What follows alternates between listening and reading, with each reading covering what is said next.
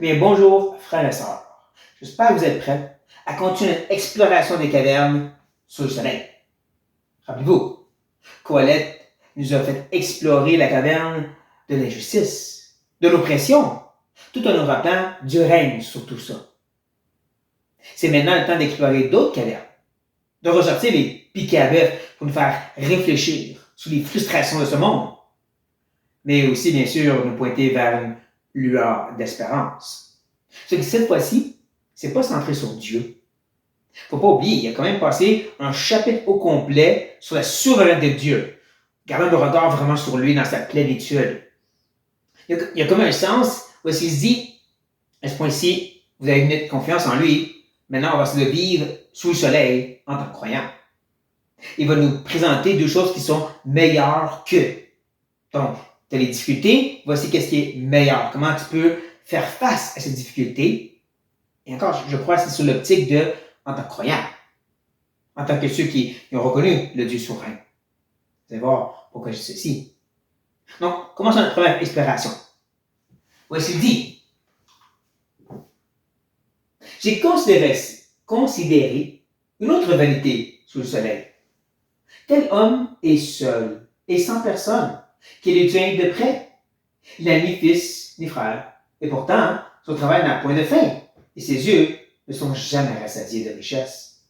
Pour qui donc est-ce que je travaille et que je prive mon âme de jouissance?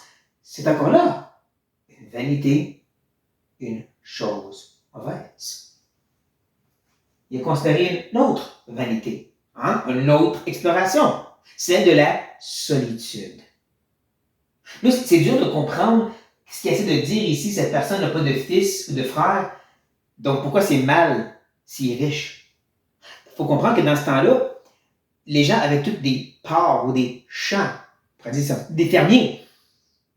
Et selon la loi mosaïque, tu partageais ce que tu avais, tu le léguais, tu le donnais à l'héritier qui était ton fils, ou sinon ton frère. Donc, tout ce que tu faisais, c'était de travailler sur ton champ. C'était comme ça qu'il s'enrichissait. Mais quand tu meurs, s'il n'y a personne pour le prendre en main, tel quelqu'un que tu aimes, quelqu'un de proche comme ton frère ou ton fils, ton enfant, ça va revenir à un oncle à quelque part que tu ne connais pas. Tu as peut-être tout ça pour quelqu'un que tu ne connais pas. C'est ça un peu l'idée. C'est vraiment cette idée que tu fais tout ça, encore, pour qui? Si tu n'as personne avec qui le partager. C'est cette note de frustration, pas de personne à qui partager, qui va l'amener à dire, voici qu'est-ce qui est mieux maintenant. Voici cette lueur d'espérance. C'est pas mal long. On prend le temps. Deux valent mieux qu'un. Parce qu'ils retirent un bon salaire de leur travail. Car s'il tombe, le relève son compagnon. Mais malheur à celui qui est seul et qui tombe sans avoir un second pour le relever. De même, si deux couchent ensemble, ils auront chaud. Mais celui qui est seul, comment fait-il chaud? Et si quelqu'un est plus fort qu'un seul, les deux peuvent le résister. Et la corde à 3 fils ne se rompt pas facilement. Deux valent mieux qu'un. Il est mieux d'avoir une communauté. Et tout le reste des exemples qu'il donne, sous forme poétique, sous forme imagée, n'oubliez pas, c'est pour montrer à quel point que d'avoir des gens autour de toi, c'est mieux que d'être seul. Et il y en a qui ont osé dire que c'est tous des exemples du monde des affaires. Ça marche pas. Peut-être le premier, tu retires un bon salaire, mais quand tu arrives à celui de deux couches ensemble, ouais, ça marche plus ça. Certains ont proposé, oui, mais quand ils vont dans un voyage d'affaires, sur la route, tu te gardes au chaud, tu te couches ensemble. Sauf qu'il n'y a aucune preuve de ceci, honnêtement. Même dans ce temps-là, il n'y a aucune preuve que les hommes couchent ensemble pour se garder au chaud. C'est clairement une discussion de couple ici. Un peu comme celle du milieu ici. Celui qui tombe, son compagnon, parle vraiment plus d'amitié. Encore certains ont dit, non, mais en chemin, des fois, il y a des trous, puis tu tombes. Non, c'est l'idée d'amitié ici. Comme le dernier, celui qui va pouvoir tenir contre l'autre, celui qui est plus fort. C'est plus un sujet de guerre ici maintenant. Ou est-ce que deux soldats qui se tiennent côte à côte vont pouvoir avoir un meilleur succès que celui qui est tout seul en train de se combattre plein de soldats tout seul? Donc, en gros, l'idée, c'est mieux une communauté. Et justement, c'est là qu'il arrive. Cette image qu'il donne ici, le fil la corde à 3 fils, c'est communauté. C'est pas juste 3 vaut mieux que 2. C'est l'idée que communauté, famille, vaut mieux que juste 2 même. Donc, il vient encore rebalancer les choses. Tu peux être toute seule à juste accumuler pour personne ou faire partie d'une communauté qui est vastement meilleure. Et ça devrait nous parler, ça devrait résonner dans notre cœur, nous en tant que chrétiens de la nouvelle alliance. Parce qu'on oublie à quel point que notre identité, elle est corporative. 1 Corinthiens 12, on est membre du corps de Christ. On a été baptisés, immergés dans cette réalité que Dieu a faite. L'épouse de Jésus-Christ, le corps de Christ. On oublie à quel point que tous les épîtres, sans exception, du Nouveau Testament, sont écrits dans un aspect de communauté. Même celle de Philémon. C'est pas juste Paul qui parle à cet homme Philémon, parce qu'il y a une église dans sa maison. Et donc, le pardon qu'il va apporter à Onésime va parler aux gens dans son église sur l'importance de pardonner. D'accord?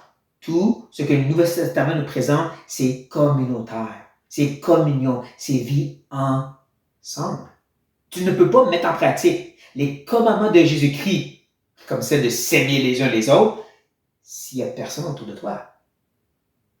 Non, la réalité, c'est cet appel à la communauté qui est vastement meilleure et tout aussi vrai maintenant aussi pour nous. J'espère qu'on entend ce que quoi a été dit. Parce que maintenant, il va se tourner vers une autre observation, un autre caverne d'exploration. Mieux vaut un enfant pauvre et sage qu'un roi vieux et insensé, qui ne sait plus écouter les avis, car il peut sortir de prison pour régner et même être né pauvre dans son royaume. Honnêtement, tous les commentaires que j'ai regardés étaient un peu confus sur c'est quoi que cette parabole, c'est ça, la parabole de Salomon essaie de dire. Fort probablement, hein, c'est l'idée justement qu'il juxtapose, qu'il contraste ce roi qui est né de la royauté, mais qui est vieux et insensé, qui n'écoute pas les conseils. Comparé à l'autre, quand il parle de celui qui est pauvre, mais sage, c'est probablement de lui qui fait référence ici. Il est peut-être même sorti de prison, parce qu'encore il parle du fait qu'il est pauvre. Mais dans ce temps-là, et même à travers l'histoire, quelqu'un qui est sorti de prison, qui est pauvre, jamais on voudrait ça comme un roi. Voyons. Peu importe à quel point il est sage, à quel point il peut aider le pays, c'est un pauvre. Il est en prison. Il n'est pas de lignée royale.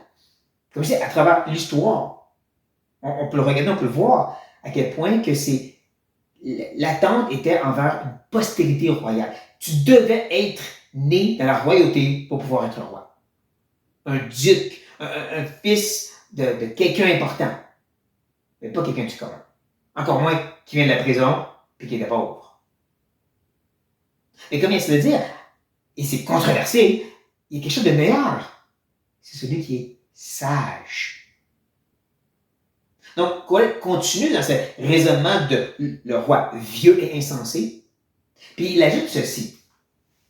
J'ai vu tous les vivants qui marchent sous le soleil entourer l'enfant qui devait succéder au roi et régner à sa place.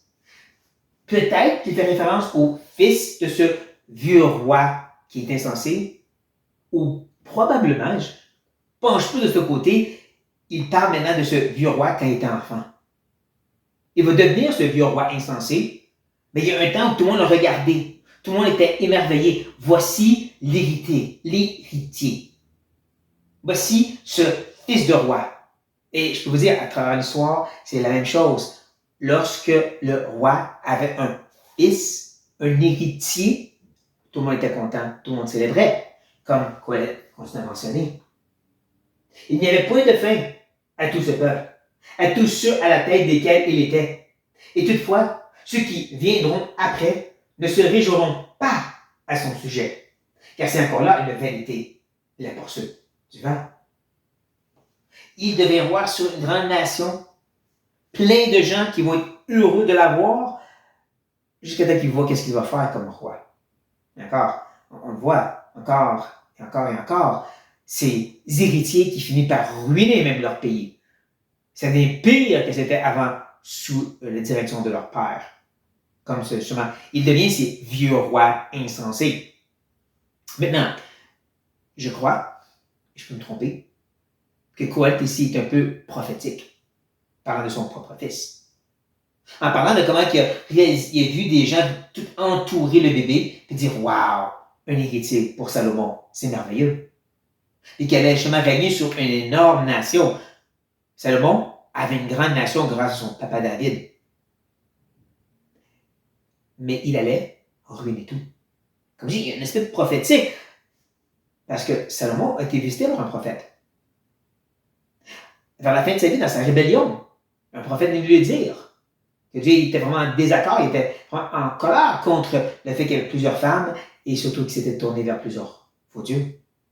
Et donc le royaume est divisé. 2 petites tribus pour toi et tout le reste pour un ennemi. Mais il a ajouté, le prophète, que ça arriverait avec ton fils.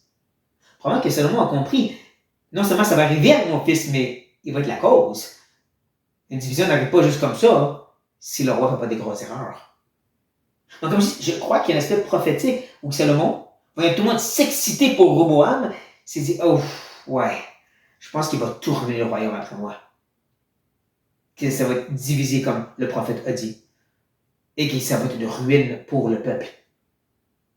Qui va être encore là une vanité. Là, peut-être vous dites, OK, mais ça ne change pas pour nous, on n'a pas de roi. Non, mais il y en a plusieurs, surtout aux États-Unis, qui aiment élever leurs politiciens chrétiens, entre guillemets. Ceux qui sont plus moraux. C'est la même chose aussi au Canada. On élève ceux qui sont conservateurs. On met toute notre espérance en eux. Eux vont amener une bonne nation chrétienne. La Bible ne dit jamais ces choses-là. Jésus bâtira son Église. Ça n'a pas rapport avec les politiciens qui soient soi-disant chrétiens. Mais allons plus intimement, ces hommes qu'on élève comme étant des grands hommes ou femmes de Dieu. Et c'est dans tous les cercles en passant. Autant conservateurs que jusqu'à charismatiques. Ces hommes qu'on élève, ce qu'ils disent, on les entoure. Plein de gens les suivent. Plein de gens lisent leurs livres. Puis on gobe tout. Sans se questionner, mais est-ce que c'est sage? Sage dans le sens, ça vient de la parole de Dieu. Et c'est littéralement juste une exposition, une explication de ce que Dieu a écrit noir sur blanc. Non, ils ont plusieurs qui le suivent, on les écoute. Faisons attention à ça. Encore, ce qu'il nous faut, même si cette personne est moins connue, pauvre, vient de prison, si elle prêche la parole, elle devrait plus écouter. Mieux vaut cette personne que celui qui est bien connu, bien élevé et bien entouré, mais que ses paroles ne sont pas toujours sagesse divine. Prenons au sérieux ces avertissements de la part de Kohelet ou ces encouragements qui sont bien bibliques. Mieux vaut cette communauté et mieux vaut cette sagesse, peu importe de qui ça vient. S'il prêche la parole fidèlement, aimons-le. Sur ce, notre frère et sœur, soyez bénis.